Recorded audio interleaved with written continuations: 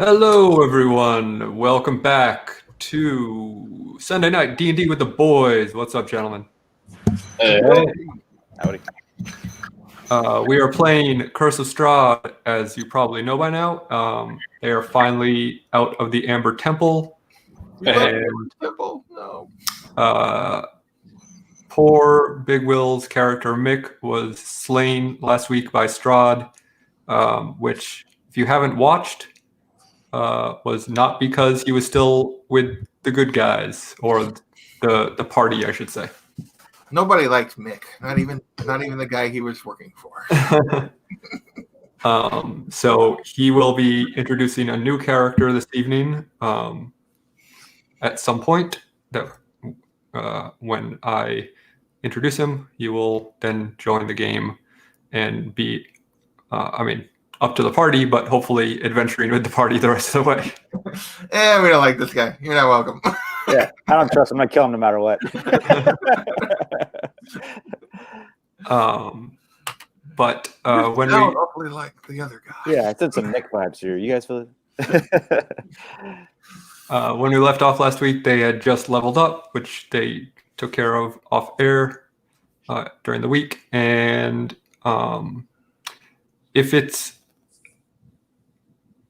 unless you guys want to do anything differently, once you get out of the gate here, because you're still on the pass where the fire gate was, unless you want to do anything on the way, we can just kind of fast forward to you getting to Vallaki, because Strahd promised you safe passage. So if that all sounds good, we can get started. So I don't remember, but I assume that you took a long rest in the tower. Yes. That you rested in last time. We did. In that case, let's get rolling. What do you guys like to do? Well, we got to talk to Davian's son or find Davian's son, right? Yes, who is in Vallaki. Vallaki. So He is the proprietor of the inn there. Should we You're stop away and have a nice picnic and just take our time? Take your darn time. As long as we're heading that way, aren't we? It's like, when you look around the fire swamp, the trees are actually quite lovely.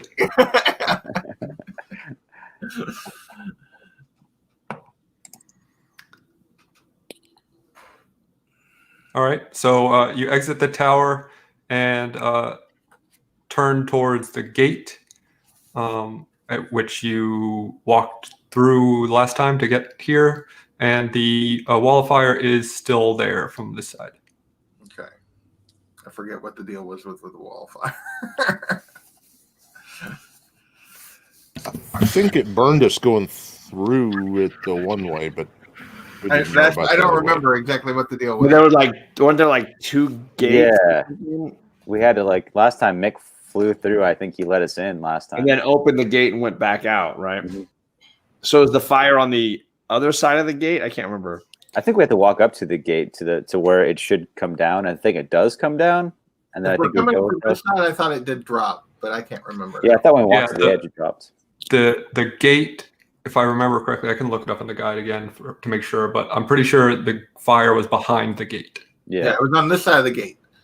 So I just don't remember what we did for sure. Mick went through it, and then I thought when he walked and approached it from the other side, it went down. Mm-hmm. Is what I thought too. But I can't remember for sure. So I'm going to approach the fire, but not enter it. Okay. From this direction, the fire, you do not feel any heat coming from it. Okay. So I'm going to take another step closer until I'm right up next to it. You're right up next to it. You still do not feel any warmth or any heat or any burning from it, but the gate is down. Okay. I don't remember what was there towers on the side? I don't remember him having to pull anything. Yeah. Does anybody remember what we did here? That's been I remember him just going to the other side and then walking through, and it opened for him. That's how. All right. I'll step into the fire. Okay, you step into the fire. It does not burn you, and when you step in and towards the gate opens as you walk through, and you're Okay. able to pass. That's what I thought, but I couldn't remember for sure. So, all right, so going through the gate. All right. So I assume you would all like to follow? Okay. That was easy. I just didn't want to gloss over it because it would seem weird. Okay, so you're going to take the same path back through. Hold on. I'm getting a million texts. Let me put on do not disturb on my computer for a second. Are you taking the same path through the marsh, or are you going to take the long way? Well, if we're not, I don't know why we wouldn't just take the long way, stay on the road. Why do we need to go through the pass or through the swamp? It would cut the time about in half, so you'd be able to make it to Take the long Vallaki way home. tonight versus having to spend a night. I think we should go the faster route, especially with Strahd's statement that we will be undisturbed on our journey. Well, I was just thinking if we stayed to the road, then he would know that that's what we're doing, as opposed to if we go off the road, then it's like, oh, where are they going? Even if it appears that we're headed that way. We'd already told him though that we had this journey, that we're going to take Davy. We're told we had to go to Vallaki, but like I'm just mean like if we take the road to Vallaki as opposed to going through the swamp, we don't raise as much suspicion that we're doing something else. So I think he kind of knows everything. Well, he claims he does, but I will tell you that going through the swamp you're headed directly in the direction of Vallaki. So you're not okay. like walking away. It is straight north towards Vallaki if you go through the swamp, whereas the road takes you way to the west. All right, then we can. It's up to you. I just want to make sure you have all the information at We hand. went through the swamp once. I'm fine with doing it again, but we did have a ranger with us, even though he was sucked with us the last time we went through the swamp for getting lost because he couldn't get lost. I don't know if any of us have that ability this time. So I guess though, if we follow the river, we shouldn't be get too lost. So Okay. Yeah, there is a river to follow, so you are able to, it is, kind of mucky, marshy going, but you can traverse the swamp fairly easily without getting too lost. okay. While you're on your way, Arena kind of walks up to you, Jimbei, on your side, and says, "Jimbei, may we speak? Certainly. What if he is right about everything?"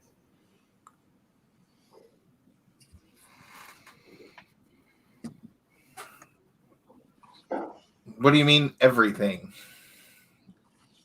I have been lied to my entire life about who I am, who my family is. What does that mean? What if I am truly Titania, trapped in... What if my soul isn't who I think I am? Arena, only you can determine who you are and who you want to be. You may share characteristics with this Titania person that he thinks he loved, which based on what we saw back at the lake where we made a poor choice, not knowing what was happening, clearly even Titania didn't love Strahd. She loved someone else. This is your life to live. Don't let him get to you. Don't let him tell you what you want to do. Perhaps you're right, but it has been troubling my mind. Thank you for... Oh, and I can understand, but Strahd clearly doesn't have your interest in mind. He has his. So you should do what you want. Thank you for your advice. I will continue to think as we travel. Thank you, Jimbei. All right. So at Strahd's word, your journey back to Vallaki is uneventful. You don't even get a hint of a creature following you or cracking leaves or anything in your vicinity. It seems like a pleasant little stroll down a foggy, misty, terrifying path to Vallaki. And as you approach the city, it is immediately unfamiliar in its appearance. The walls seem disheveled, the gate is broken, and the sun is starting to set. And even though the light is dim and the fog is heavy, you can see that there is a fair amount of damage to some of the buildings directly through the gate.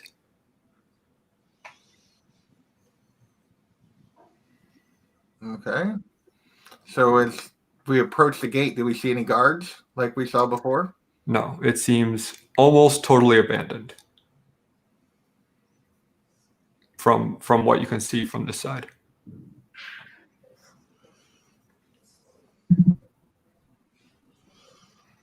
So I guess we cautiously approach the gate. Can I? It does. Ask Davian. Davian, do you want to go up a little higher and get a view from above to kind of see what's going on? He kind of gives you a grunt and a nod, and he transforms before your eyes into a raven and soars up over the gates and kind of does a few loops around the city before returning. And he says, It appears to be abandoned. The only light I saw was from the inn.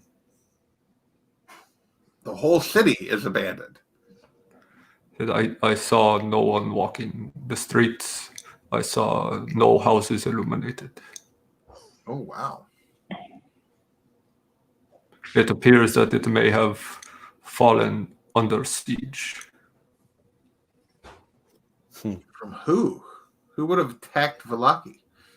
Do you have any? Who was there other than Strahd? Who would have done this, Damien or Davian? Were they wearing red baseball caps? He says, "How the fuck should I know? I've been with you, Jabox." I just was like, who was an enemy of Vallaki other than Strahd? I guess was there anyone that you know that would attack the city? He says, "No, the only other city that has the forces to possibly attack would be Kresk, but they have no ill will towards Vallaki." Okay. Well, I guess we're gonna go in and turn to Jordan. What do you think? Yeah, we got to go in. I'm sure Davian wants to find his relatives. Yeah, David? Did you see any of your kind around the inn, or you just see the light at the inn? Just the light. Even the ravens who normally inhabit the doorway were not to be seen. Oh, okay. Well, I guess we head toward the inn, unless somebody's got a better plan. Okay, so you walk through the broken gates and start your way down the road towards the inn. And you did spend a few days here, so you are fairly familiar with the layout. And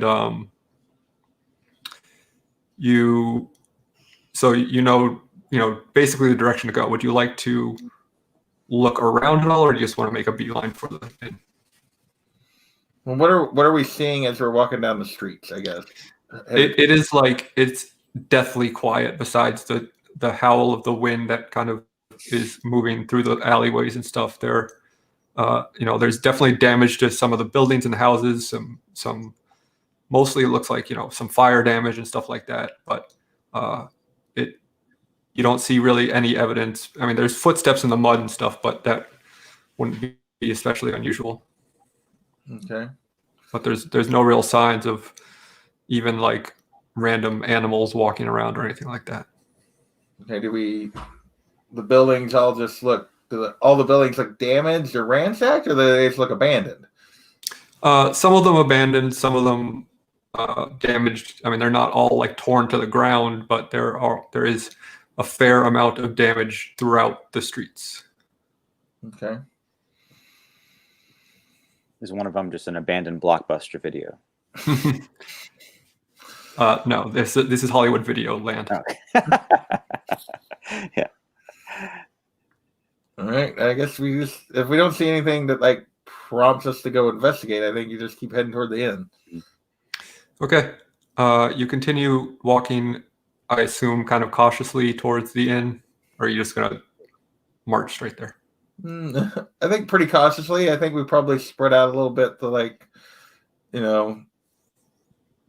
Crow in the front and me to one side, and then like maybe Jordan to the other, and the others kind of huddled with maybe Davian at the back, watching us just kind of move through town.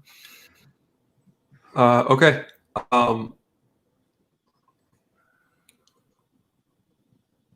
So,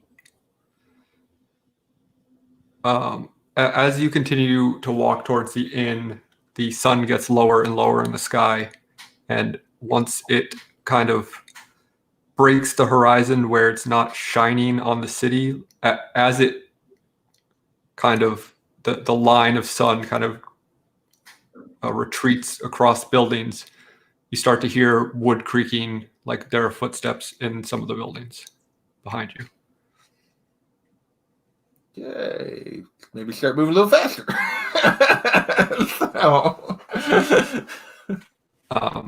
As you continue along, you start to hear doors opening and some growling and some hissing and some really not pleasant noises. Gremlins. So can we see anything, or do we just hear noises? If you'd like to look back, you may take a look, see what you see. Well, I mean, like just looking to the side of what we're seeing. If we're not, I guess we're not in the dark yet, though. So okay. Yeah. So basically, like you are almost following the sunset. So it is setting the light, the way the light hits the city. It is setting from behind, like it's retreating. So, yeah, we're just gonna keep moving as quick as we can. Start picking up the pace, double time. Okay. As you do, you start to hear footsteps kind of running through the mud towards you. From behind? Yes. Well, at this point, I'm going to keep moving, but glance back to see what I see. As you glance back, you see quite a few vampire spawns kind of chasing after you. Run! I'm gonna stay in the light is what I'm gonna tell everybody. Would anyone like to take an action or anything, or are you just gonna run as fast as you can? How close are we to the end, I guess, at this point? You are fairly close, but whatever's chasing you seems to be gaining on you, so. Wait, you dropped your wallet. Let's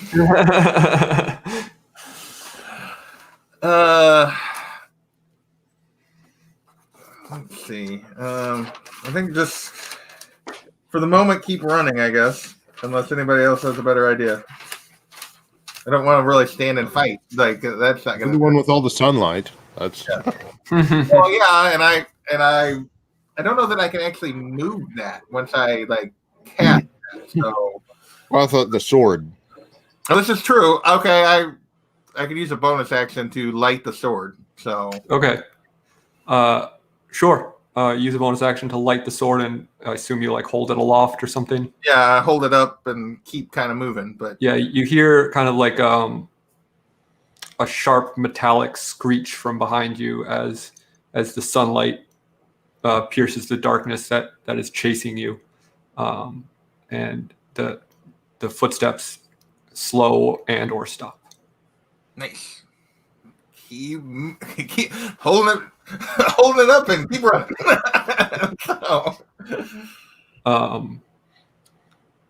Okay, so you make it to the inn, and as you do, you see kind of movement. At this point, the sun has kind of beaten you, Right. and besides the little circle of light that your sword is creating, the darkness is all around you at this point.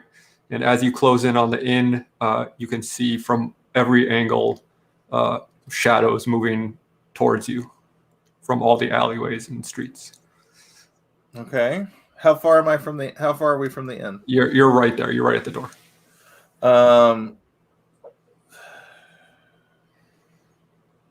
So can we like potentially go in, or do we have to like? Are they going to get to us before we get in? I guess. I mean, you're at the door. Okay. So somebody knock on the door. Well, I'm going to turn at the back of the group and keep the sword out. Why? Hopefully, someone is knocking on the door. I'm gonna open it. Yeah. I'm just going to open it and go right in. The door is locked. Oh, I'll- weak. Knock on it and say, "Can you please let us in? We're living." I need a beer. You hear from inside. That's what a vampire would say. Would a vampire hold a sword of sunlight? He says, "Okay, good point." And, you hear the lock click and the door swings open and you all rush in and the door slams behind you. And the inn is actually quite empty compared to what you have seen it before. There is the Erwin, who is the Davian's son and the innkeeper, has the one open the door. His wife, who you met previously, is behind the bar.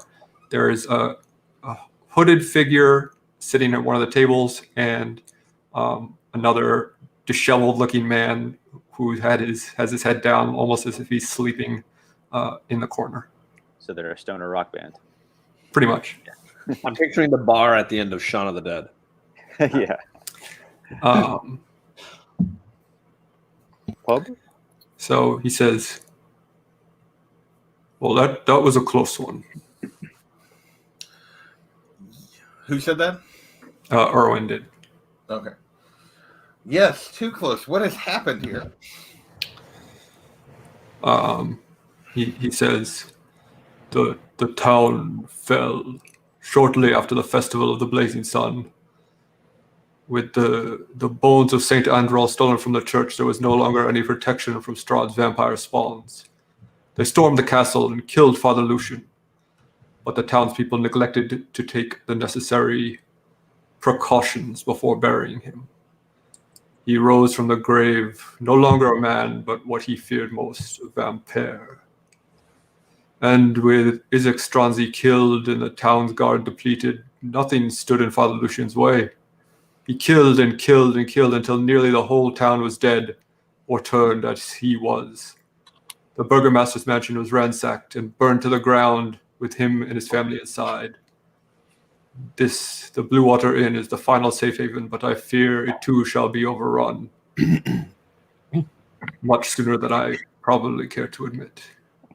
So is this all that's left in the town that hasn't been turned? Yes, sadly. So you're saying there's a vampire piccolo out there. Beware, everyone. There's a vampire monkey. Watch your necks. He can leap really quickly. Vampire spider monkey. Yeah. Make alone! No! Hey, Erwin, your dad's here. Yeah. Grounded dad. You're grounded, buddy. Yeah, their eyes meet for the first time, and you see Erwin's face kind of changes to that of not anger, but just intensity, I suppose. Surprised to see his father, and for the first time, Davian's face that you've seen turns softer. He's kind of a grumpy, crooked old man, but his eyes kind of soften when he sees his son, and he says, "It has been far too long since I laid eyes on you, my boy. And it has been far too long that I allowed my pride, my hubris to stand in the way of admitting I was wrong. I never truly blamed you for what happened. I blamed myself. Deep down, I always knew, but I didn't dare to admit. I know I have no right to ask anything of you, but I'm afraid I will not be returning to the vineyard. We plan to march on Ravenloft, and I have no illusions to the fact that it will be my last stand. So please, my son, I do not ask for your forgiveness in this moment, but please return to the vineyard for me and take your rightful place as my heir and leader of the Keepers of the Feathers. And Erwin stares at him for a long, pregnant moment. And he finally responds, "It would be an honor I shall find difficult to live up to, Father." And Davian says, "Then I can rest easy knowing it will be in good hands." I put a quarter in the jukebox, and it's like, "Oh man, take a look at my life." Oh, Vallaki. They just have a single tear, both.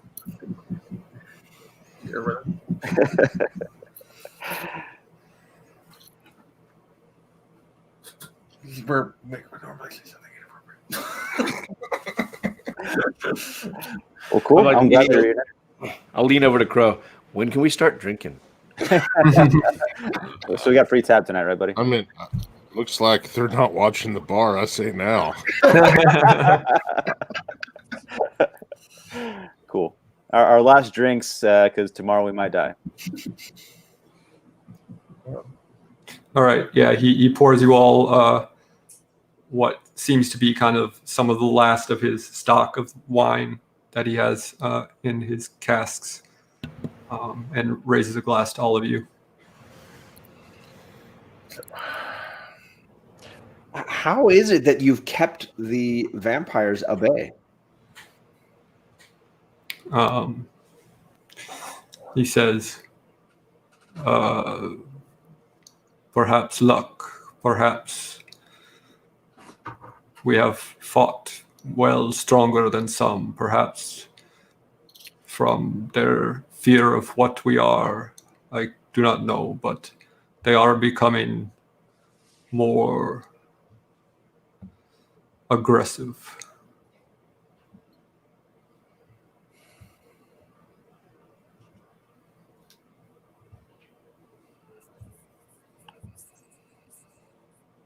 Dun dun dun.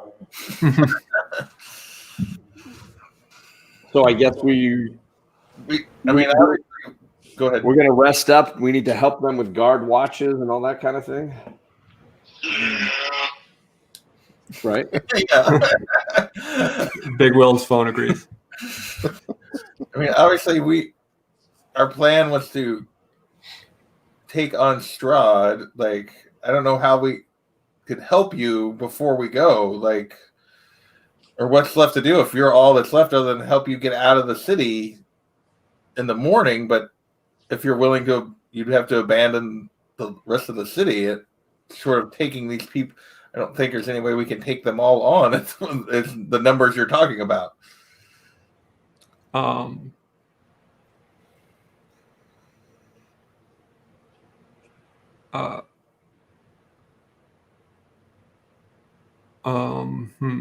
Let's see, how do I want to go about this? I guess, Big Will, would you like to enter the scene? You're the guy in the cloak. Ooh. I figured. No, I'll let them continue a little bit before. Okay. So in that case, he says, or Erwin says, if I am to return to the vineyard, I will take these weary travelers with me. And he says, would you like me to take care of the young ladies you travel with? And Esmeralda says, You can try. And Arena says, I must see this through. And when she speaks, you hear from behind you someone say, Arena? And you all turn to see the disheveled man in the corner. His clothes, ripped and stained, are practically falling off his withered frame. His hair, matted and filthy, hangs limply around his sunken face. But even in the state he is in, you recognize him immediately. It is Ismark. Didn't fake fare so brother. good for you, did it? Wait, Big Will's now Ismark? No, there were two other people in the Okay, town. sorry. There was a hooded man and the disheveled man in the corner. And they're sitting together. No. Okay. Yeah. So the fake brother or whatever. Arena says, Brother? And Ismark stands up and says, My heart overflows with joy to see you alive. He begins to step forward towards you. And yeah, between him and I was going to say, I want to lay him out. Okay. Make an attack roll. Yeah, I don't know. I mean, it's just you're gonna deck it. I like it. I'm feeling it. Yeah, I mean, I don't even know what the hand combat here. Unarmed strike. There we go. All right. 16. Yeah, that'll hit. Nice. And then I don't know what to roll for damage. It's a one bludgeoning. Okay. So you I don't have any strength bonuses, so you hear, oh, you're a regular Mike Tyson, Jordan. who's that? They're calling you Iron Jordan over here. But yeah, you knock him good, and he seems very weak, and he even the weak little strike that you are able to provide knocks him to the ground. I'm like, God, that really hurts. Yeah. That's why you should wear that ring, Jordan. It really gives you an extra little pop with your fisticuffs. And when he falls to the ground, Arena steps forward and kind of over him aggressively, and she says, No thanks to you. You ran like a coward, like the liar you are. What she said.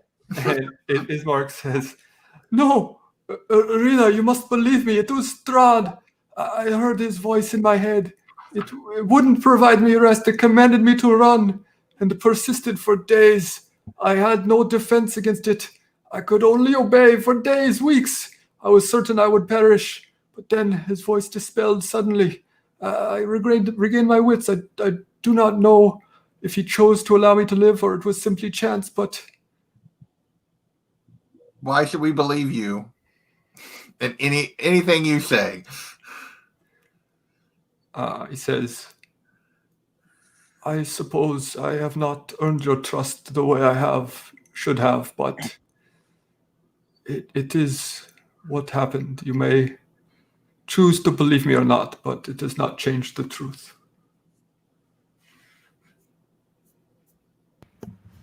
I got two questions. Okay.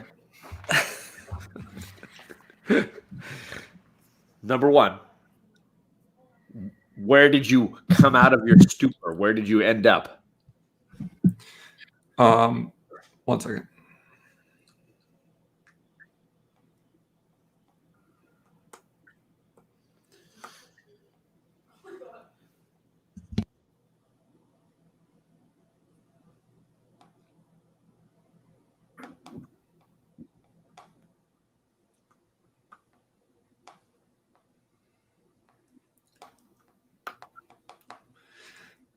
Okay.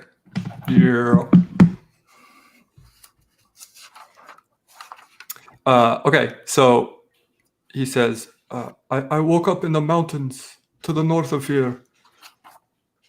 The lightning would not stop hitting the mountain to the north over and over again, cracking and cracking. And I was able to find a small boat and sail across the water back to town, and Erwin has been kind enough to allow me to stay here. All right. And my second question is, why did you come looking for us? He says, I never would have made it out of the town. I'm far too weak. Even during the day, I have not eaten in so long. Like he looks like he is a fraction of the person you knew him as. He looks like he, has been starved. He was a fraction of a man then, anyways. Well, perhaps mentally, but he was a hardy young gentleman, battle ready, and now he looks, like kind of, withered. So let's say we believe you that the reason you ran was because of Strahd, and that now you've come to your senses. It doesn't change the fact that you'd been lying to us in Arena beforehand. He says, I knew that Irina was not my true sister, but my parents, they told me when they brought her home to never tell her, because she was our family, that we should not confuse the young girl by telling her she was found in the woods. Yeah, it's not like we needed that information or anything. It's not like it wouldn't have helped us or anything. It did not seem relevant at the time. She is my sister, and that did not change. But you knew that she had a past that you didn't understand, and that Strahd was after her.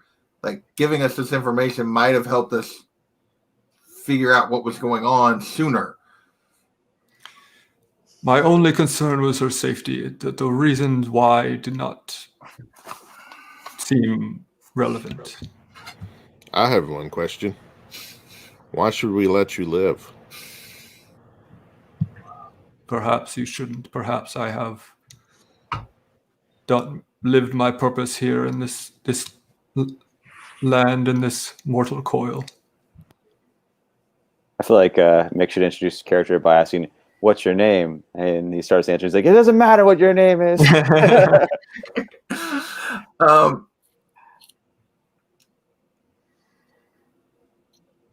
Well, letting you live, I think, ultimately is Arena's decision, because your betrayal was to her.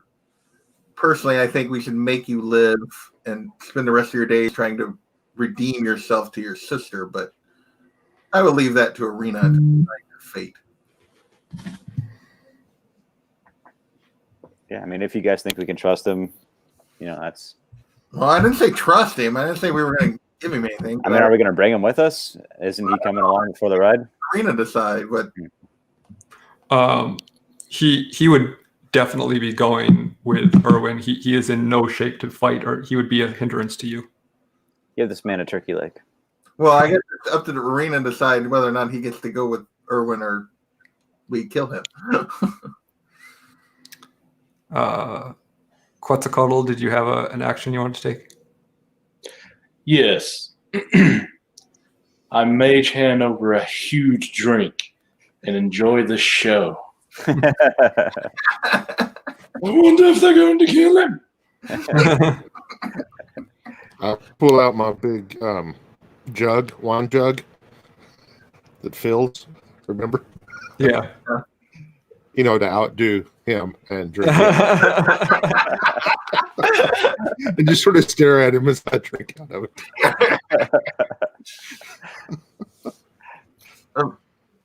Arena, what do you want us to? What should we do with him? She says, he may have betrayed me. He may have run away on his own. He might be telling the truth. I do not know, but he is still my brother. I cannot sentence him to death for lying.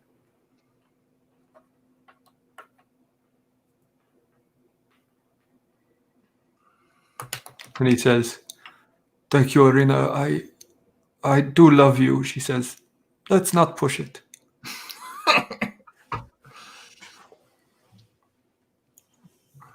Well, if we're gonna let you live, is there any? Do you have any information that you have not given us that could help us as we go to face Strahd now?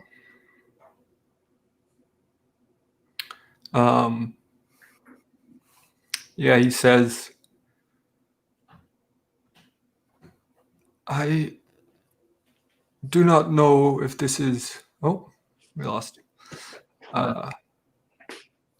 He said he might have some internet problems, so he'll be back in a second. He says, this might not be good information because of the way he penetrated my mind, but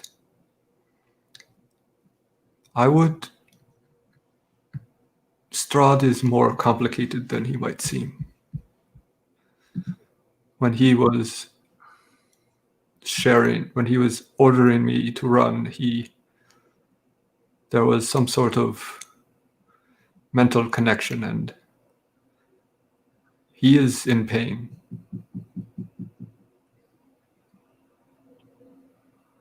What sort of pain? Like mental anguish or physical pain, or what do you mean by pain? He says his centuries weigh heavy on him.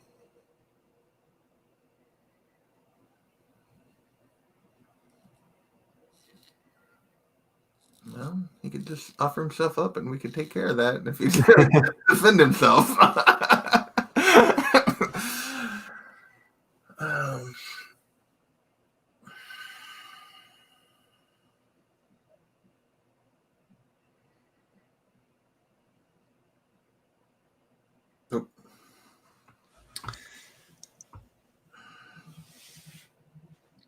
Not sure how we can use that, but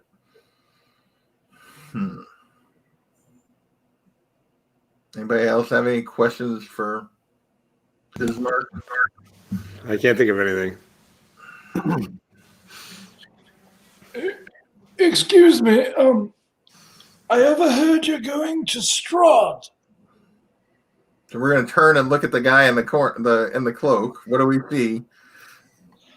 You see a 3-foot tall forest gnome with a huge book strapped to himself, filled with, well, you don't know what it's filled with, but I'm a wizard, so it's filled with spells and such. And I have a quarterstaff that's actually as tall as a normal person. Why I have such a tall staff, who knows? And anyway, I'm actually standing at my tallest, but you thought I was sitting at the table the whole time. And I just... You say you're going to Strahd? And I'm 312 years old. Well, you're a gnome. So that's sprightly middle age. Yeah, certainly middle-aged gnome. Anyone care to respond to him? So You're not all deaf, are you?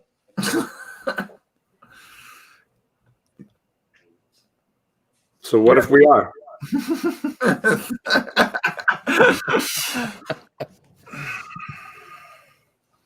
Who might you be? What's it to you? What's it to you, stranger? Well, I have discovered that I am stuck here, and it seems to be that Strahd is the key to escaping this land. I very much want to go home. I'd like to join you if I may. I am small, but I can be a bother. I'm going to look at Jordan and be like, bother as in useful or just a bother? And at that moment when they asked that question, I prestidigitation on Ismark, and he looks amazing. He's all cleaned up. Just give him a little taste. How's that? Ismark says, wow, I look so much better. I still feel like shit, though. Well, I only have so much to work with. Sorry. That's fair.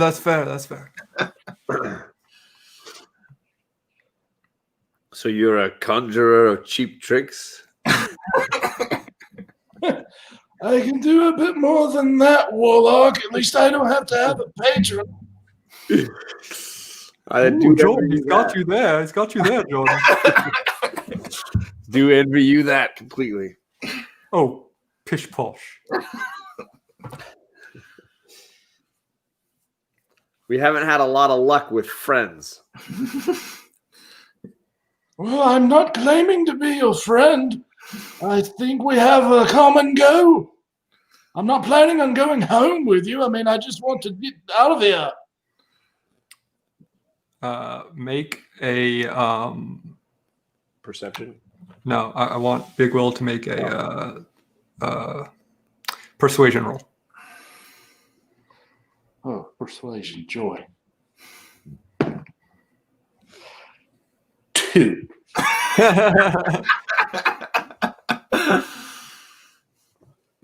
You say you're stuck here. How did you come to be in this land, sir? If you're and want to go home. Well, how I came to be here, I don't seem to remember. That was over 250 years ago. But I do know I've been walking in the shadows and various nooks and corners and crannies and trying to find a way out. I'm rather small, you know, so some of these larger people and creatures, they can get the hold on me sometimes, but I can escape. I've managed to do it for a very long time. Davian kind of chimes in at this point. He says, I don't know much about this little man, but he does speak the truth. There is no escaping Barovia once you are here. You may not leave.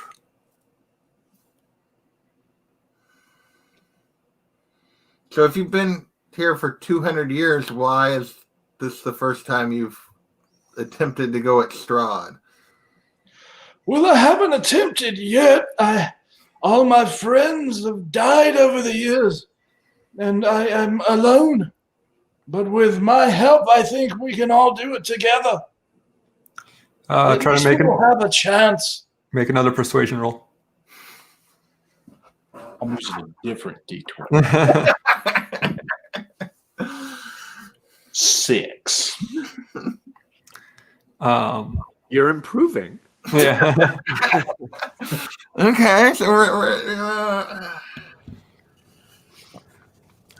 How can you help? I've taken craps bigger than you. True, I've seen him. And at that remark, I Oh no. I can use auditory and visual with the minor illusion.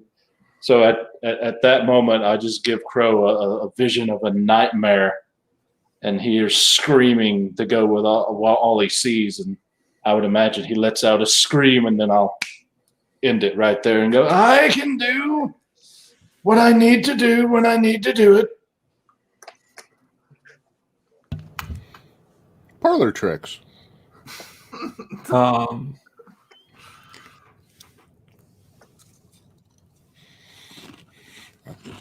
ask my patron. Well, I mean, not like so that everybody Yeah. can hear. Well, yeah.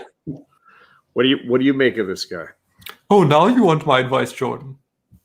I mean, advice, perception. What do you think? Your perspective would be nice. He says, well, Jordan, I think that he is more powerful than he's letting on, I'll tell you that much. I don't know much about his intention, that is for you to decide, but if he is on the up and up, he definitely would be an asset. Doesn't look like he could get up on anything. Good one, Jordan.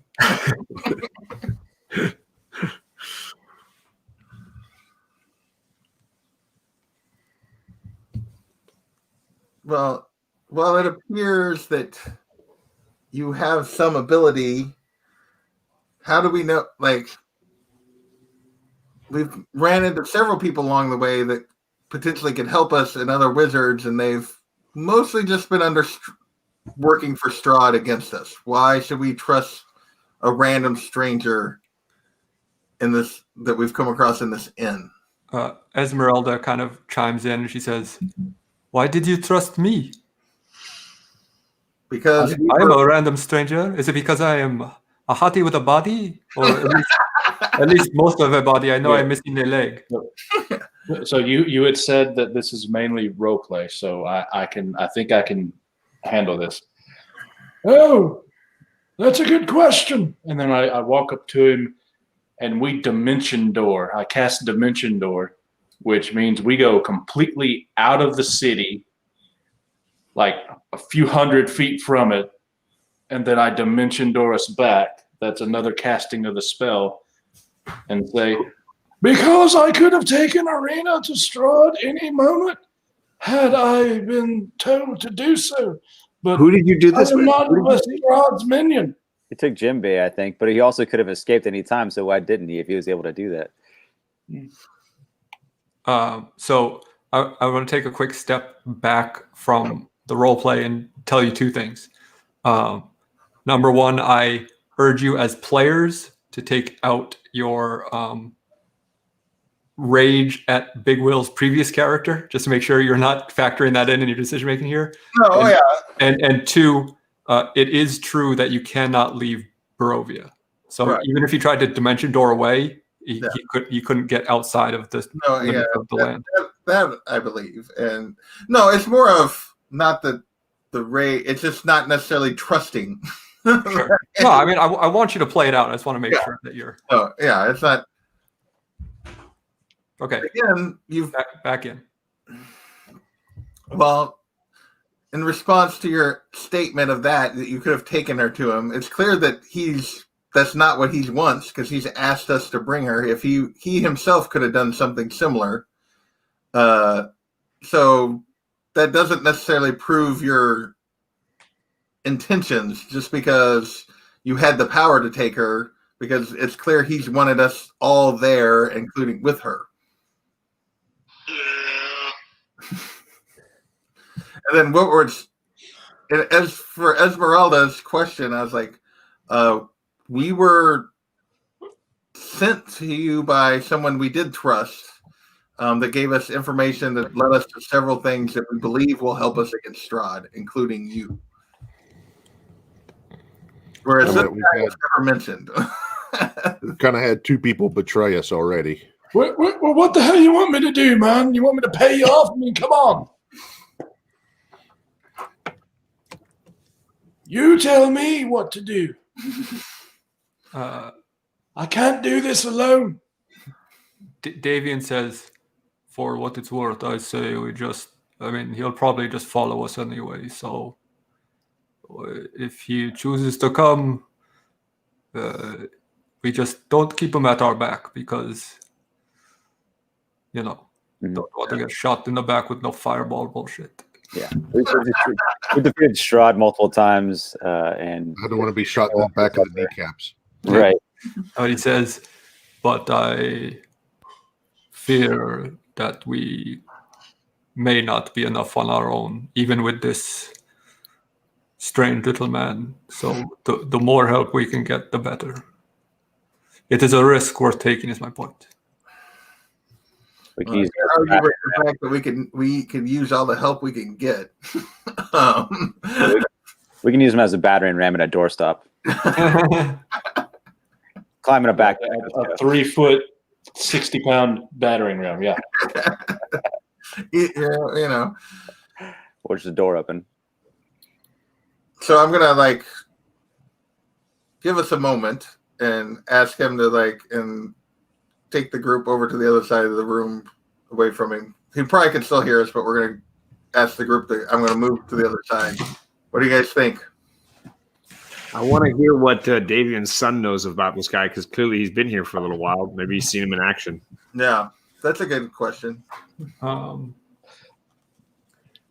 a motion for Davian's son to come over.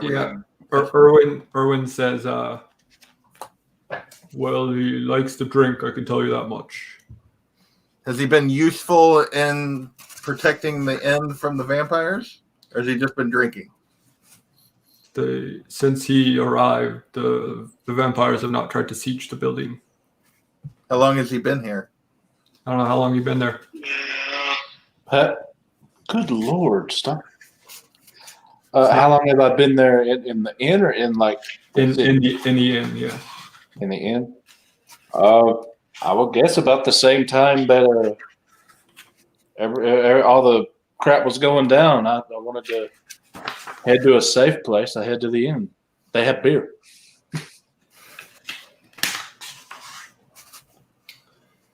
So however long that's been happening. Okay. So, I mean, then in that case, I'll leave it up to you. Have you fought alongside Erwin against these vampires at all? Well, how else would I have gotten there? Well, I mean, you might have fought your way in, but has he seen you in action, I guess is the point. Well, I would guess he would have to. If I arrived at the same time all this was going down, then he would have had to have seen me as I battled my way to get into the inn. Well, so the turning of the vampires didn't happen like overnight. It was, kind of like, forgive the metaphor, but a plague, because it started with the It's been a couple of weeks. So. yeah, but so it wasn't like suddenly everyone was vampires. Like some people got bit, some people were fighting back, and it kind of snowballed over the weeks. Okay, So well, you could have gotten to the inn and stayed there while it was still fairly calm. Well, I got there about midway through then, so I had a little trouble getting there. But then once there, I've had to help. Okay, so he has seen you. Okay. Then Erwin says, "Well, yeah, he can sling a spell. I'll tell you that."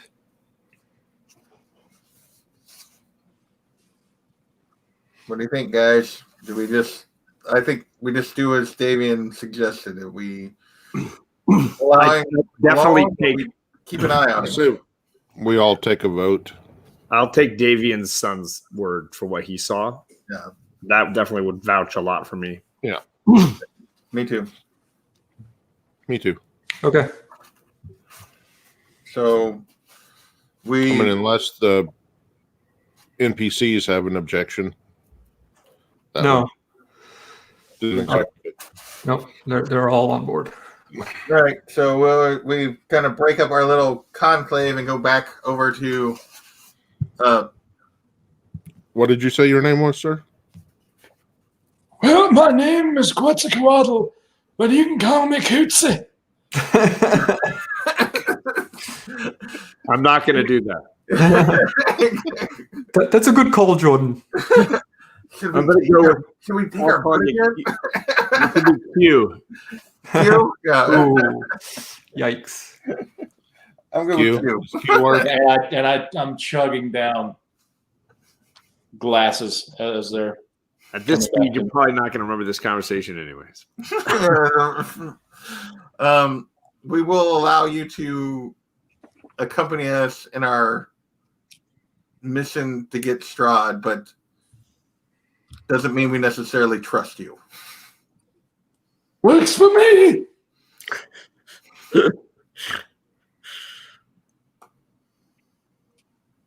All right.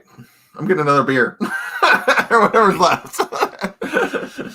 Okay, you all get another round and start to kind of relax the best you can.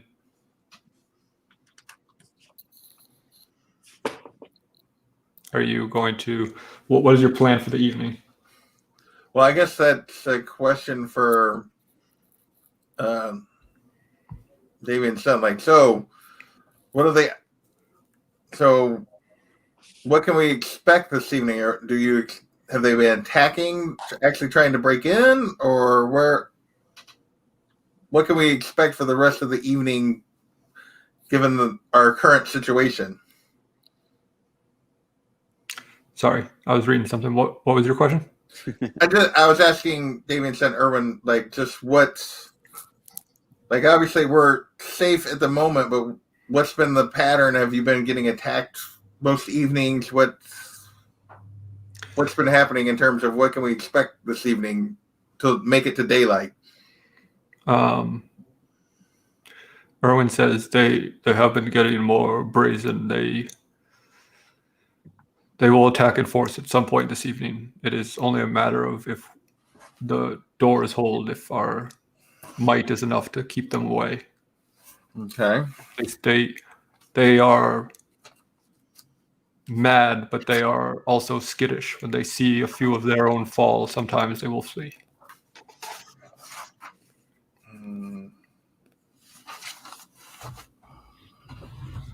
I don't remember how long my holy symbol thing lasts. I go to the bar and pour 2 more huge glasses, and I walk back and hand one to Jordan. What is it? What specifically? It's whatever drink the bar has that we've been drinking. What are they pouring, Alec? I mean, it could be either mead or wine, whichever Quetzalcoatl prefers.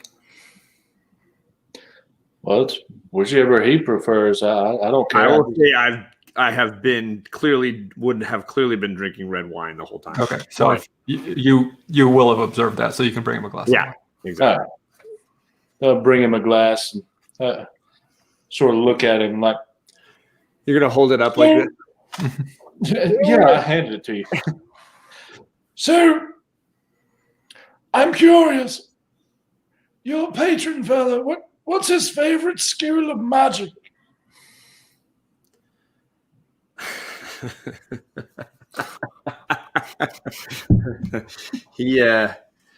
We don't often discuss those kind of things. Oh, I know, but I can't exactly talk to him directly. You should thank your lucky stars. Jordan.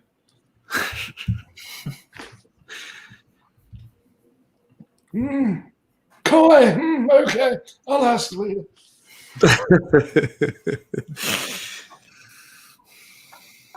We're just on enough of speaking terms. That's about all. Oh, please. You're my best friend, Jordan. I'm your only friend. Well, that's presumptuous. You think you're the only one that could pack with him, hey? Bit arrogant, don't you think? It's just based on my experience. So, do you think we should head out after a night's sleep and risk it, or what? What do you think we should do, boys? I'm all for just having a go at it. And Have they ever came into attack? Have they ever came into the inn before? I mean, they've been dealing with this for like nights, right? Have they ever invaded the inn? They have definitely pressured the inn and tried to attack, similarly to what you saw the first night you were in Barovia when they attacked the mansion, but they have not been able to breach the inn yet. Okay, well, should we take shifts maybe? I mean, I don't know. It's up to you guys.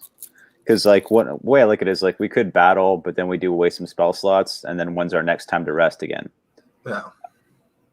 I think we're gonna. Well, I mean, obviously, we're not gonna like fight our way out. We're gonna try to wait for daylight. It's just a matter of do we get the opportunity to wait till daylight without having to fight. So yeah.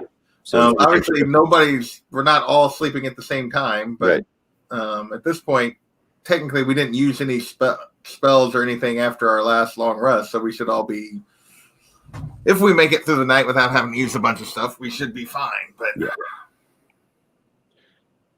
Well, I'll be down here by the wine.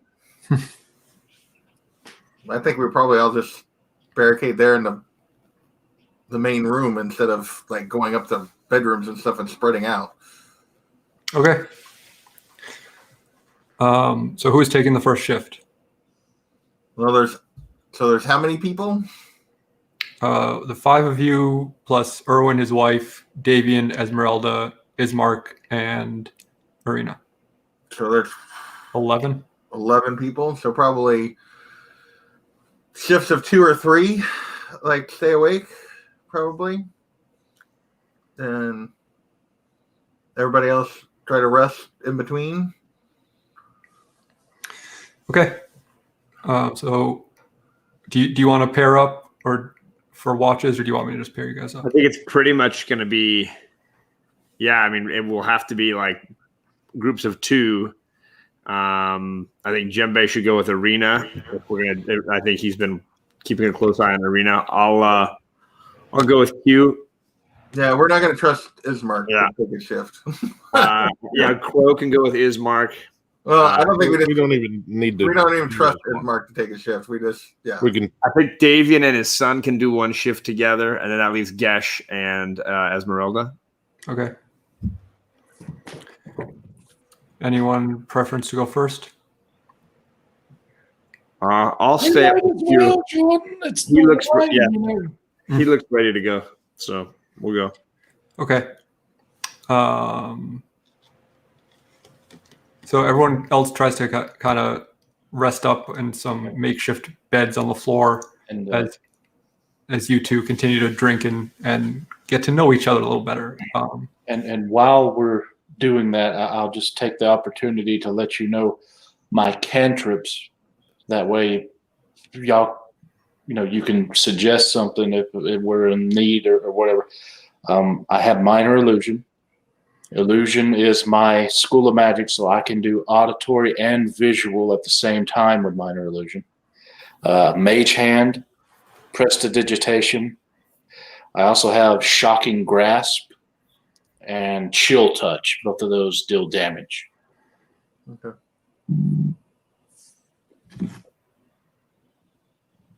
Okay. So while you're sitting there continuing to drink, you definitely hear, creatures outside of the inn kind of scratching at the walls and trying. Can I assume that the windows are boarded over? Yeah, absolutely. Yep. And that is there any like upstairs where people could come in from above? Yeah, they're all the rooms are upstairs where Right. you previously stayed, but The entrance to them was outside, right? there was a secondary entrance there are stairs outside of the inn that go up to a secondary entrance upstairs. Yes. And what did they do to barricade that? I mean, you can see it from here because there's like a balcony up there that looks out on the inn, the bar section, and that door up front at the top has been totally like boarded over. Okay.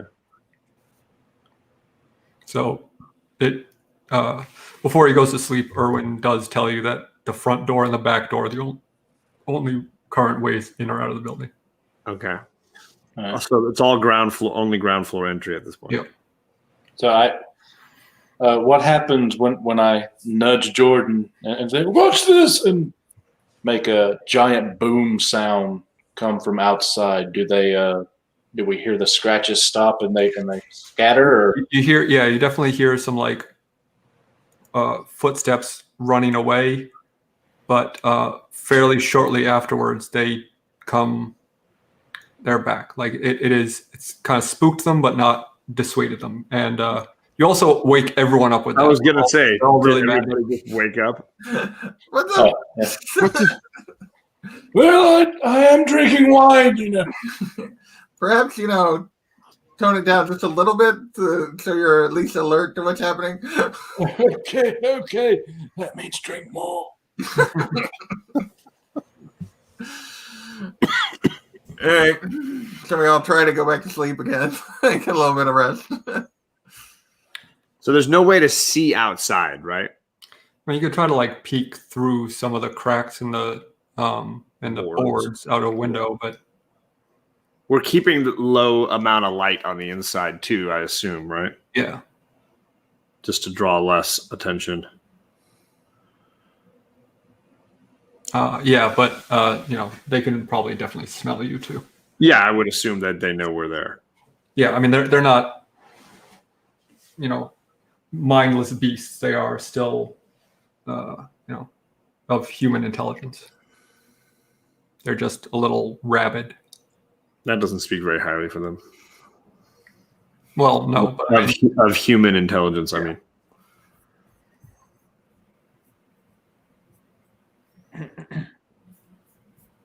So, I mean, I think Q and I would just kind of seat ourselves so that we can see either door. okay. But I'm going to stay closer to the front because there's more windows and such around there that I can kind of like, if I hear too much noise, I can take an extra peek. Okay. Yeah, I mean you don't necessarily hear too much noise, but there they do seem to be gathering outside. So it does kind of slowly grow in like the cacophony of the sound One coming place outside.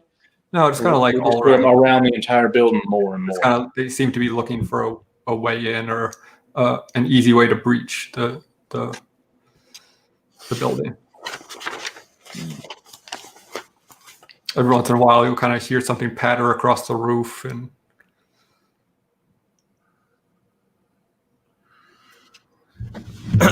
but you do make it through your watch. I was gonna say I was probably gonna have Q play around with minor cantrips that would create bright lights. Nothing that would make noise, but might actually like scurry them off with light. You mean like a fake sun? Something like that. Just to see what would happen. That might work. All right, so how far am I? Do I have enough range to make that visual? What's the range on your spells? Like 60 feet? No, it's 30 feet for minor illusion. So I got to be like up against the bar or up against the door. Yeah, I mean, you can go close to one of the walls and just cast it outside if you want.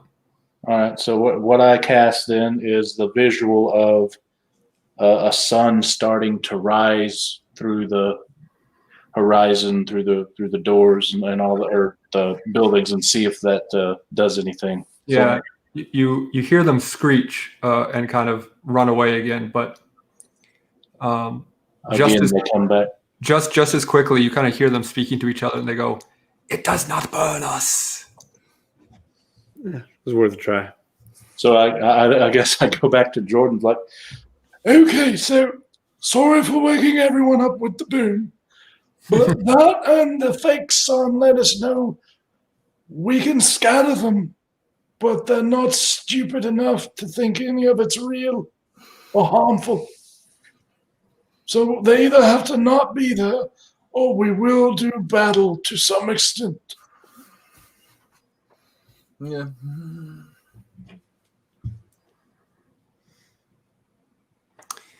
Okay. Yeah, you make it through your watch and wake up who you'd like to watch next. Is there anybody that needs to go next that we agreed? Anybody wanted to go second? Why don't we do, just for the sake of speeding things along a bit, we can do Erwin and Davian next. Yeah. Okay, so the rest of you fall asleep, and as you kind of shut your eyes and start. I believe you mean pass out. Yeah, pass out in your own sick. You hear kind of them chattering back and forth about kind of catching up. A little pooch.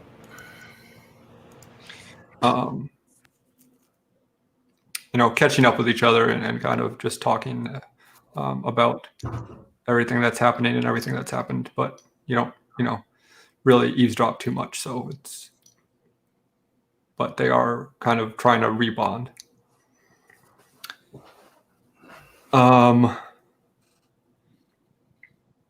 But unfortunately, you are not woken by them trying to gently rouse the two of you who are next to watch. You are woken by the crack of wood and the screaming of Davian, or the shouting of Davian and Erwin to wake up. All right. We wake up. Oh boy. Grab the wine, save it. Wait, what? And they yell, "They've breached the back door, quickly!" Okay, so we're all jumping up and getting ready, and I'm telling Jembe, just get the sword to the back door now. Yeah. I don't know if I can do that. Can I take an action, or do we have to wait and do initiative? No, you can take an action. You have enough time. All right. So, how big is the room that we're in again? It is.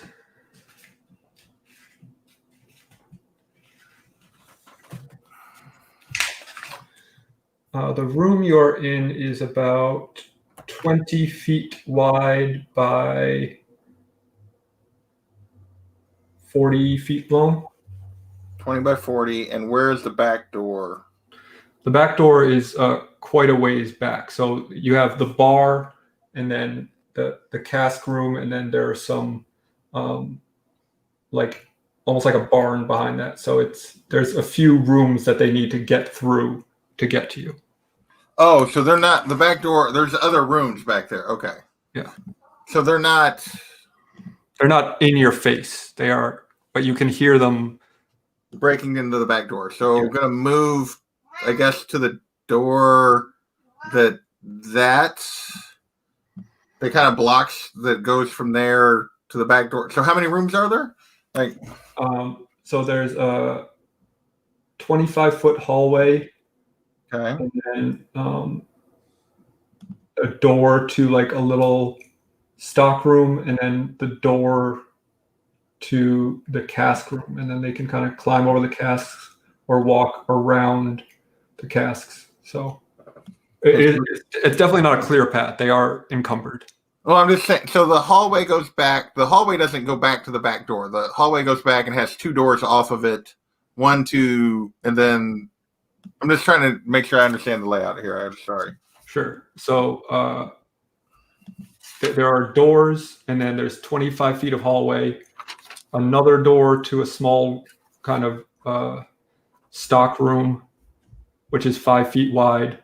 So that's 30 feet away. And then another 5 feet, and then the casks. Why don't we just break out the map? I suppose we could. I was just trying to see if they like which room the actual back door was on. So it's 3 rooms away. okay.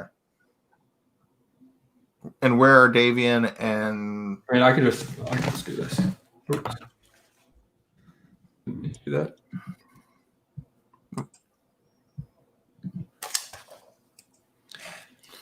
So this is the main room. Okay. They're coming from back here. Oh, okay. And we are. You're in this room. Oh, so they got to come like. Oh, so there's not like a hallway even leading. They got to come like way in. Okay. So there's only one door right there for them to come into us at, right? Yes. Okay. So they are 300'd. Okay, well then I'm gonna go to that door and use the bonus action to engage the sun sword. Okay. So you're kind of holding your ground and letting everyone else run out the front door? Not necessarily. I just assumed we were going to try to defend the room for what they said that if you killed a few, they were tending to run off, but Yeah, we were not going to run outside. Okay. Oh, all right. So you're gonna Not in the dark. Try to fight. what? So you're gonna try to fight. Well, I figure if we run outside, we're going to have to fight too, except then we'd be in the open. How many of them can we see? How many of them are there? You can't Like see. bunched up? You can't see any of them yet. They're still behind another closed door. Oh, okay. So he's just Jubei in front of a door with the sword lit, Yeah. and we're all waiting for behind them him. to burst through. Okay. So there's not like the way you showed the map is there's a room on the other side of the door. Mm-hmm. That we would probably want to open the door and have the sword like there so we could see them as they were coming into that room. But yeah. Okay. So so you want to go behind the casks? No, I was still going to stay in the doorway to the room that we're in. But Okay. I don't know. Does anybody have a better strategy than that? I don't know if we want to try to. No, I like your strategy. Just keep them at the choke point where they enter into our room. Yeah. I want to stay near the back so that I can still be watching the front door if we get another breach. Okay. And I'm with the wine wherever that's at. Useful, I see. Okay. So do I still have time? So I did that, the sword. Do I still have time to do anything else, I guess? Probably not. Well, what is it that you want to do? I'll tell you if you have time to do it. Well, I was going to, the sword in one hand, but I was going to take the holy symbol of Ravenkind in the other, and in the the room off of the room that we're in, that they're coming through, cast sunlight.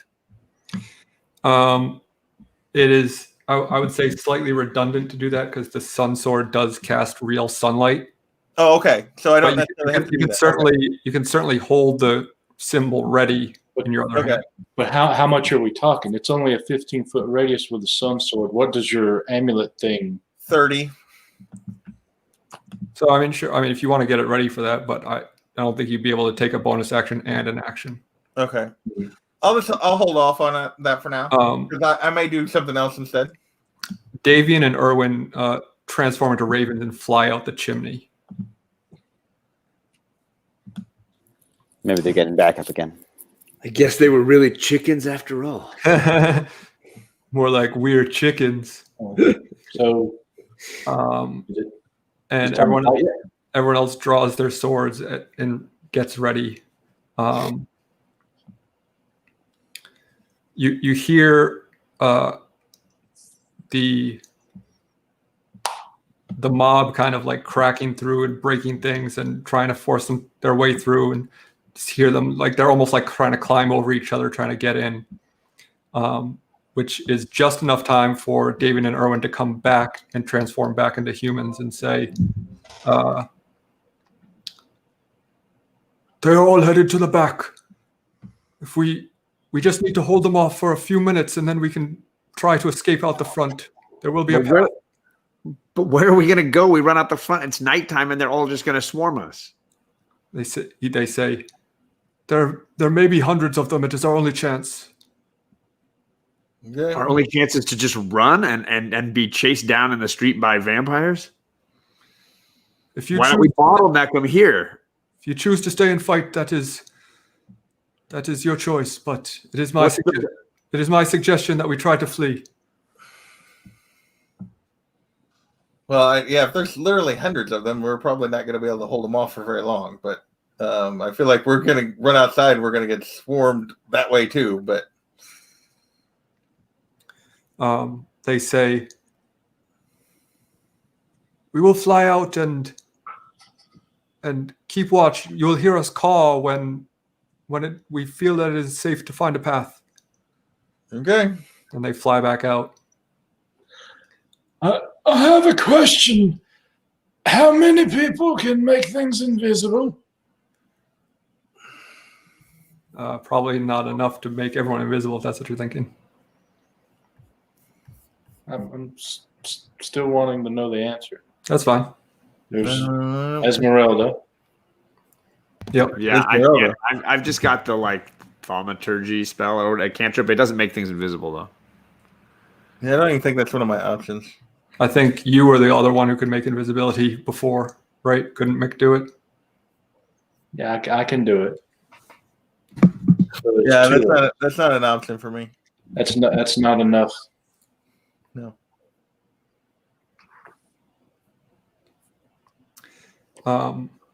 Just let me know when we gotta what we're doing. Okay.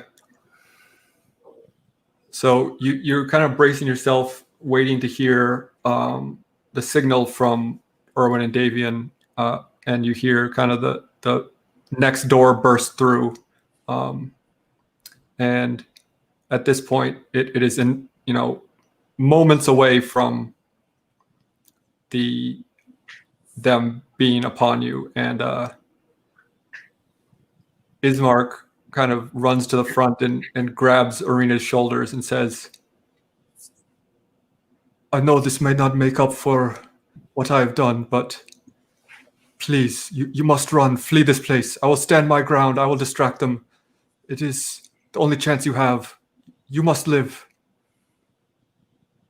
And he pulls out a sword and lights a flame in the other hand and kind of stands in front of where Jimbei was fighting or standing and says, go, run. And a moment later, you hear the cawing of the ravens. All right, so I guess we're running. Yeah. So I grab a hold of Crow as to ride him and bring the wine. I shake him off and say, "Run your own thing." Yeah, do a strength contest for me, please. Strength contest with a wizard. Wait, just He like, doesn't let me. know you well enough to let you to pack you, dude. 10. 9. So I rolled a 2, It's my drunken and strength. then I've got a +7. he catches you off guard just enough to kind of really get a good grip on the back of your shoulders. I feel like the better question is Crow needs to do a perception check. Does he even notice the encumbrance? That's probably true. Because he's carrying wine with him, I would say that. Does a buffalo notice a flea? And he did yell that he was doing it. So Yeah, there you go. But I mean, it's also probably a good idea because I'm sure your movement speed is much greater than his. almost twice. Yeah. My movement speed's 25. Mine's 40. Right. Okay. So are you going to try to stand and fight at all, or are you just going to run? They called, so I guess that's when the I mean, they called. You do not have to listen to them. This is a game of choices. Well, what do we want to do? I guess. I don't think standing and fighting is going to do as much good, but I'm not sure that running is going to do as much good either. Yeah, I kind of feel like it's like World War Z, and there were just like tons of them. If we're fighting hundreds, lads, let's just run away and see if we make it. 100 now, 100 later. What's it matter? Yeah, I think we just run. Pull a Gandalf, ride the Eagles. And in that moment, I call to the Okay, so you burst through the front door and take off running down the street. And when you're only a couple feet away from the building, you hear the unmistakable sound of Ismark just screaming in terror as he's inevitably torn apart from the vampires. Yeah. But the ravens did not lead you astray, and there is a clear path at least to the main road for you to start running. Okay. So we're running. Okay, so you're just using your actions to dash basically the whole way. Okay. They don't take too long dismantling Ismark's body, and soon, they realize that the inn is much emptier than they expected, and they come pouring out of the front door behind you. But if I can, I'd like to minor illusion. The door is like we're not running through it, and the sound as though we're running down towards the town, down the wall, to try and misdirect them. so you want to make sound going in the opposite direction of. Yes, and a visual illusion that we're not running where we're running. Remember, I can do both with the minor illusion. Yeah. I don't know if it'll work, but Yeah, I would. I mean, unless you can convince me otherwise, I would question that because those are two very different things. So the way I understand minor illusion is that you can make an illusion of sight and sound, but it would be the same thing in the general area of itself. Think about it like this: like you could create a version of you running down a hallway, and they could hear and see it. Right, but you couldn't make sound over here and sight over here with the same action. okay, we'll put a picture of us in the sound and see what happens. Okay. Running in a different direction. There you go. Yeah. So you look back and it is splitting the forces. So they can still see you guys, but they see another copy of the set of you guys running away. So they kind of, some of them choose one way and some of them choose the other. So it is halved the amount of vampires running after you. That's at least good. Okay, so they're still after us then. Yes, very much so. Okay, so how far between my crow steed and the vampires? Like how many feet? How far did we get ahead? You're probably 60 to 80 feet ahead of them so far. Yeah, we are. Okay, I would like to cast lightning bolt then, if I could. Crow, can you move a bit to the side? I'm casting something. And I'd like to cast lightning bolt, if I may. Sure. All right. A stroke of lightning forming a line 100 feet long and 5 feet wide blasts out from you in a direction you choose. Obviously, we know that. Each creature in the line must make a dexterity saving throw. A creature takes 8d6 lightning damage on a failed save, or half as much damage on a successful one. The lightning ignites flammable objects in the area that aren't worn or carried. Okay. Yeah. When you cast this, you've obviously cast this spell before. It's something you're familiar with. But when you cast it, it is like almost comically larger and more powerful than you've ever been able to cast it before. It is this just absolute flurry of giant lightning bolts crashing in the street behind you. And you are as surprised as everyone else when this happens, because it is outside of what you believe your scope is to cast a spell like this. And as you look back, shocked at this unprecedented power that you've displayed, you see this kind of ethereally cloaked wizard descending from the sky, just hurling lightning bolts and cackling like a madman, his long gray beard flowing in the air and his long gray hair twirling as he does. And he just chucks these lightning bolts down at these things running after you, and gives you enough time to escape the city walls. Okay. I'm not drinking anymore tonight.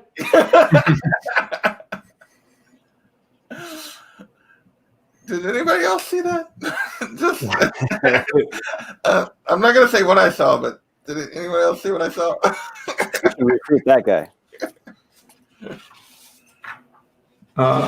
It is up to you if you'd like to go back and try to converse with this character, or if you just want to take your luck and just run. I think we're taking our luck, but I'm just curious if anybody. I'm just asking the group. Jinbei wants to know if everyone saw what Jinbei saw, because he's not sure he believes what he saw. So. Yeah. Reminds me of my Uncle Laddie. Well, how many of you? Let me say this: how many of you turned around at the lightning bolts? Well, I would imagine they all did, because Crow would obviously be in front, and this. I was just assuming somebody cast a spell, and I was wrong, so I don't think I would have turned necessarily. I think the sound made me like glance back, and I saw the wizard guy, and then I glanced away, like wait, and then I just kept running. Because the question I want to ask is, Big Will, do you try to take credit for the lightning bolts? No. I take credit for casting the spell, but what happened? I am just no longer going to drink tonight. So I just wanted to make sure you weren't going to be like, yeah, see, I told you I was powerful, but you're not trying to oversell yourself, is your point. Okay. All right. So in that case, you are able to escape the city and continue on your journey down the road. I assume you're headed to Ravenloft at this point, right? Yep. So once we're out of the city, what is it? Is Davian's son and his wife, what are they going to do? Are they going with us? They are going to take, Ismark's now dead, so they are going to say goodbye to Davian in a very touching, tender moment of father and son saying goodbye for the last time. So we're going to have Arena and the Crow dude, and that's it, right? And Esmeralda. Esmeralda. I thought she was leaving with the... No, she's coming with you. She is in it to kill Strahd. That is her purpose. She wants to kill Strahd. So they say goodbye and kind of embrace and have this tearful little touching moment where they don't say much, but you can tell that they have forgiven each other. And David and his wife turn into ravens and fly in the opposite direction from you. All right, so is there anything along our way where we could take a bit of a rest, or we just march straight up to Ravenloft? Between you and I Ravenloft, only need an hour for a short rest. That's it. well, you are on Crow's Back, so. All right. Well, then I take my short rest. I was going to say, The rest of you are healed up and everything, so you don't really. But I'm going to tell the group what I saw, like the wizard dude, like in the sky, and it's like, not that I want to go back there under any circumstances, but boy, we could have used that guy's help. So.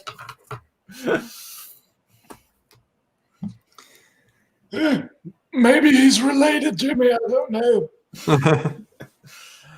Yeah. Okay. So after a little while, and at this point, close to when the sun is starting to rise, you reach the fork in the road that you have passed before that would lead to Ravenloft. And parked at the fork in the road, pointed east as it was before, is a large black carriage drawn by 2 black horses. The horses snort puffs of steamy breath into the chill mountain air. The side of the carriage swings open silently. Yay. Is there anyone there? Just the carriage and the horses? Yeah, there's nobody there. Shotgun. Nice.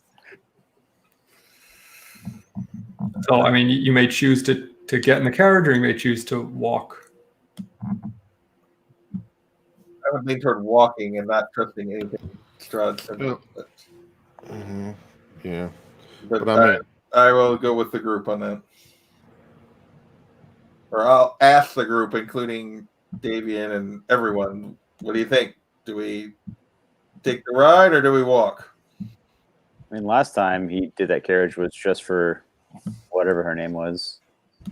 Yeah. Well, He didn't mean her any harm. He just wanted to do it as a transport. I'm getting a ride already, sir. And don't worry, Crow. I'll give you a gift later for doing this. Thank you. Yeah, I mean, how you far are is about the right height. how far is the walk from like where we're at anyway? It's like It's a pretty good hike, and it is up a mountain.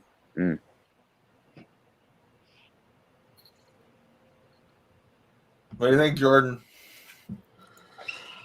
I definitely don't think we want to get into anything that Strahd has sent for us, but yeah. That's kind of where I lean is that but I don't want to sway your decision one way or another, but I do want to point out that he has been truthful in telling you that No harm will come to us until we get no there. harm will come to us till we get there. Yeah. Well, So we were just attacked by a mob of like vampires. I'm just the new guy here, and I'm kind of riding already. But I would say that you're wanting to go to his home base castle. So why are you afraid of taking a ride in his carriage if you're going to see him anyway? You are going at his invitation at this point. You aren't, he is expecting you. That's why the carriage is there. how many can we fit in the carriage? It is large enough for you all to fit.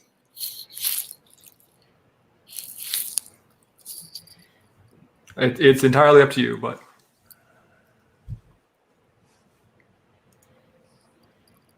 I'll go with whatever the group decides. I have to go with whatever Crow decides. Yeah, I mean, honestly, like I think at this point, like we'll probably be okay. But then again, do we want to risk it being a trap at the last second? But it's like he's always been truthful. But once again, he could trick us at the end. It honestly doesn't matter. I think it's gonna be a faster transport, but it doesn't matter. I really don't care, but I'm going to pick Q off of me and set him down. All right. I think at this point, Yeah, unless he can beat a 27. Wait, no, 26. Sorry. Well, it just so no, of course well, I fall off in a drunken stupor. Well, you had the night to sober up. You got most of the night to sober up because you stopped drinking when we left the town. So Yeah, I did for 5 whole minutes. all right. I guess I lean toward. I don't know. I hate to accept anything from Strahd, but at this point we are headed there anyway. So, and he knows we're coming. It's not like we're trying to sneak in. So, we're all just standing there staring at the carriage, like. Well, I'm not going to be able to keep up with you boys. I already called shotgun. So I go into the carriage. Or, well, I crawl and drag myself. Climb into it. Yeah. Hey, it's roomy in here. You should try this out. John, I did send you a message on Instagram. I don't know if you saw it. Oh, no, I'm not on Instagram. Sorry. Sorry. I just want to. It's real leather, too, not that fake stuff. What do you think, Arena? They got peanuts in here. Everybody's gonna ask me what you think.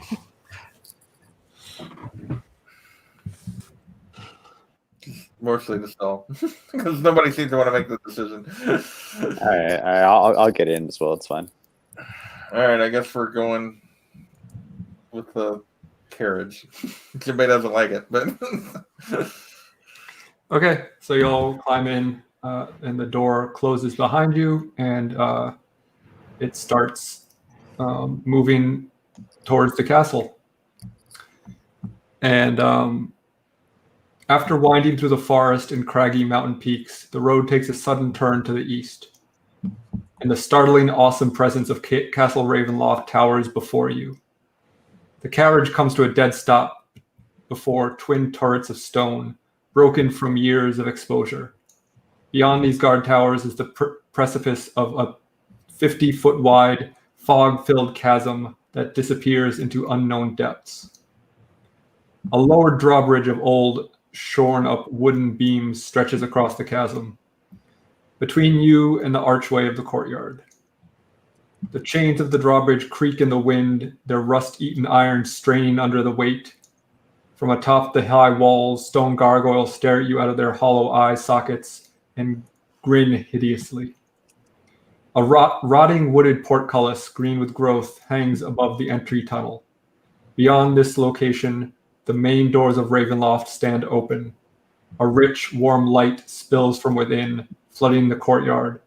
Torches flutter sadly in sconces on both sides of the open doors. And once you get there, the door to the carriage opens, and you are at the entryway. It's quite the Uber.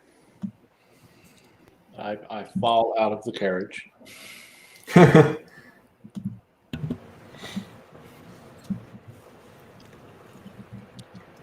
So you are currently in the front courtyard area of the castle, and thick cold fog swirls in this courtyard. Sporadic flashes of lightning lance the weeping clouds overhead as thunder shakes the ground. Through the drizzle, you see torch flames fluttering on each side of the keep's open main doors. Warm light spills out of the entrance, flooding the courtyard. High above the entrance is a round window with shards of broken glass lodged in its iron frame.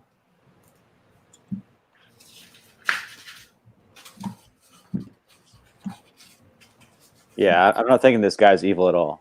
Maybe he's telling the truth. Yeah. Just misunderstood. Yeah. Misunderstood. You're right. I'm gonna say no. I think he's pretty evil. It's opposite day. I guess we just walk in, I guess, or say hello, Strahd, or what. I mean, I don't think he's gonna think we're sneaking in there. You know, he's in a carriage. He knows we're arriving. I mean, yeah. None of us really wants to go in.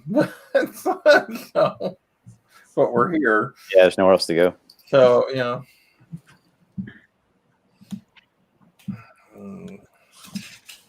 Okay. So you walk into the entryway.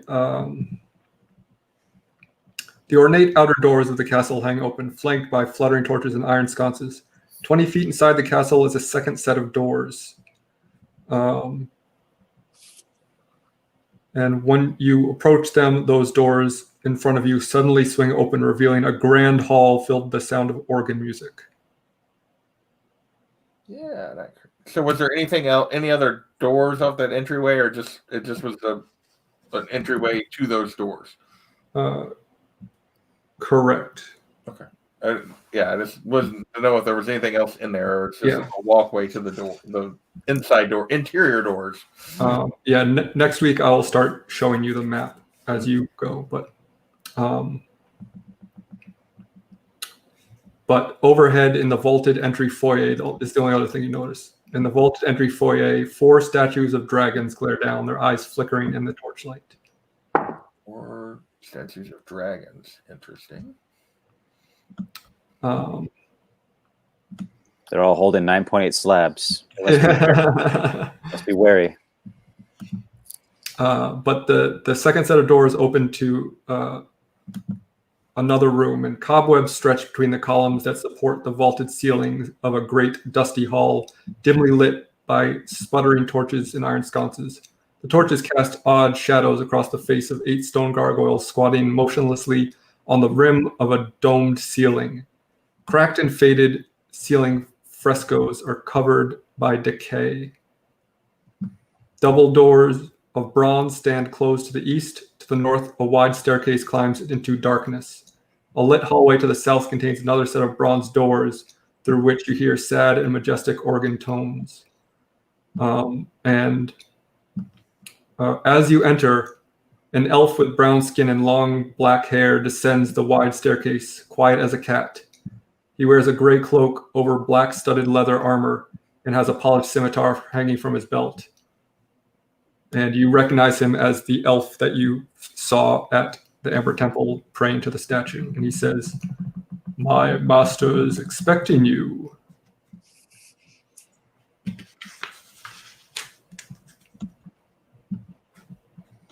I'm going to assume that's Strahd. Naturally.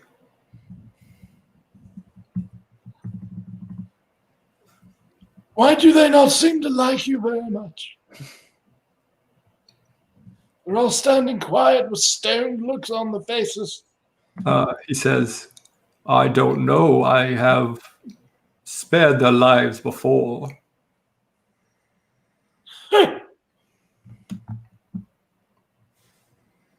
Do you have any wine? Yes, of course. Right this way. And he starts to lead you I'm liking it better and better. He starts to lead you through one of the set of doors, and you can, through the doors as he opens them, you can see what appears to be a dining hall. Which direction? That's a great question. I don't have the map pulled up, so Okay. I'm not Well, sure. we can. I don't know how long we're going. Next week, I'll show you everything you've walked through so far. Okay. I would imagine we all sit down in the dining hall and then in.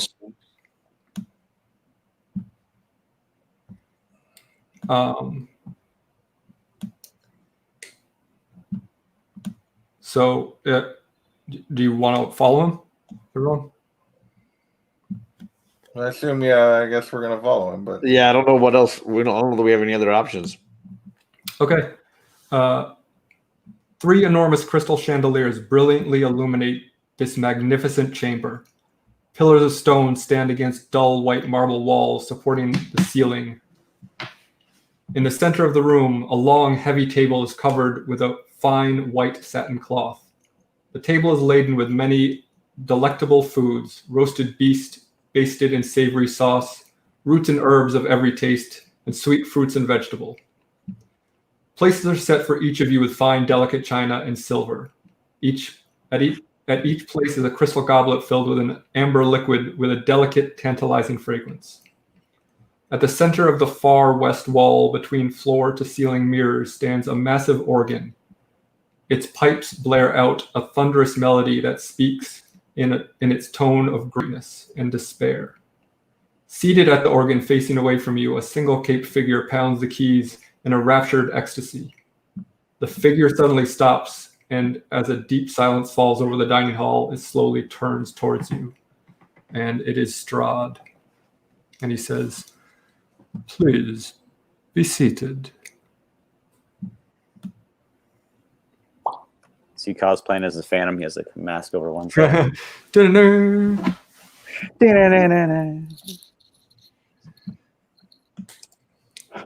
Do you Okay. Oh, I thought you were going to wrap it up right there with the. Yeah. no. He's got a little speech, and then I'll wrap it up. Oh, okay. So, I sit down with as long as there's one. I thought that just the reveal of Strahd was going to be your moment. So, okay. So, yeah, I guess we approached the table and said, Okay. And he kind of gestures towards your seats, and as he does, they all pull out from the table on their own. Very hospitable. yeah. So you would all like to sit? Sure. Okay. Can I mean, yeah, I don't want to piss him off. I mean, I've followed into the room, but I'm happy standing next to my chair. Okay. So you're not going to sit. You're going to stay standing? Yeah. He sees you and he says, "I understand your hesitance. It is. You do not trust me. I appreciate your caution, but I assure you, I will not kill you in this moment. So please, you are my guest tonight. Sit." How very gracious of you. You still going to stay standing? I look at my patron just to see the look on his face. He's kind of there. Is he even there? Oh yeah, he's definitely there, and he is smirking mischievously. Bear Island says, "Sit your ass down, John." Pedro's just looking at Strahd and you going, How far are you going to push this, Jordan?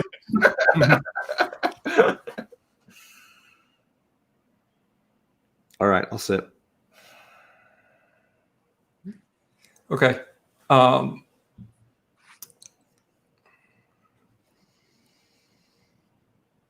So as you all sit down, he sits at the head of the table and kind of places his hands in front of his, like kind of like this in front of his face, and Tenet. Yeah. Pauses for a brief moment and then says, "I can appreciate the misunderstanding we may have had up to this point.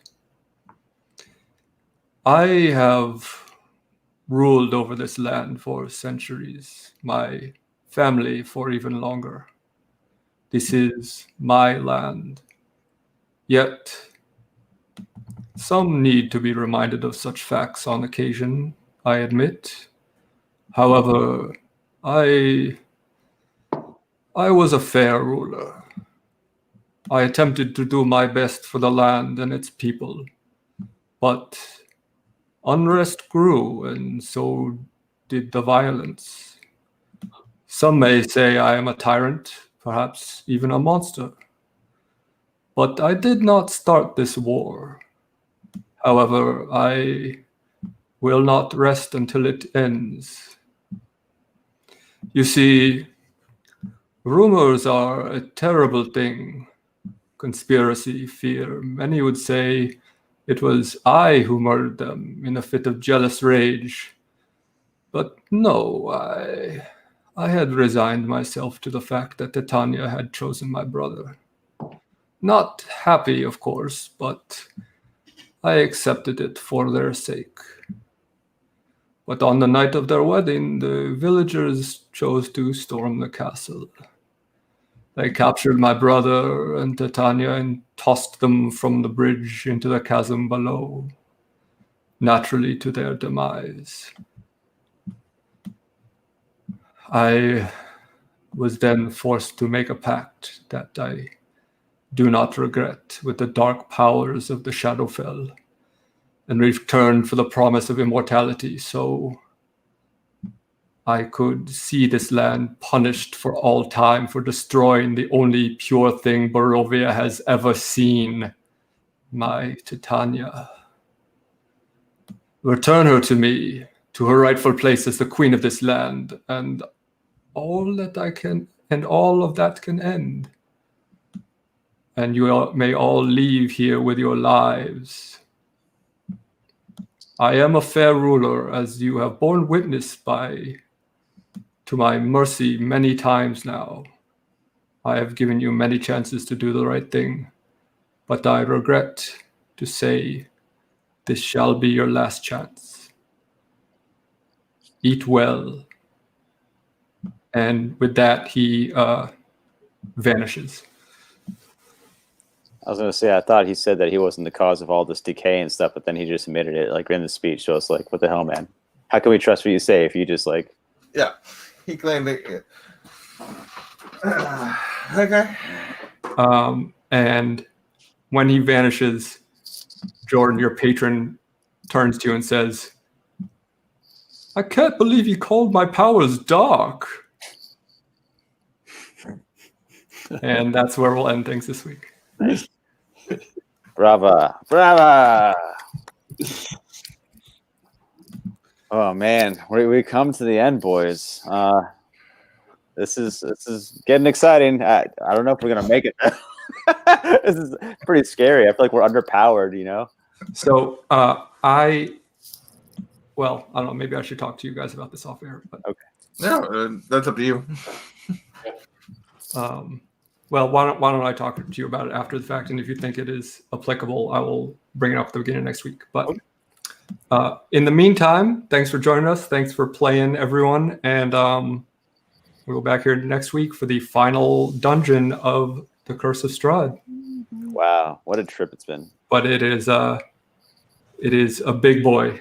It is very, very many pages in the book. So there is an opportunity to finish quickly or lengthy, depending on how we run things. So. Oh, wow. But anyway, in the meantime, I hope everyone has a great week. I hope you had fun, and never turn your back on the vampire. Goodbye.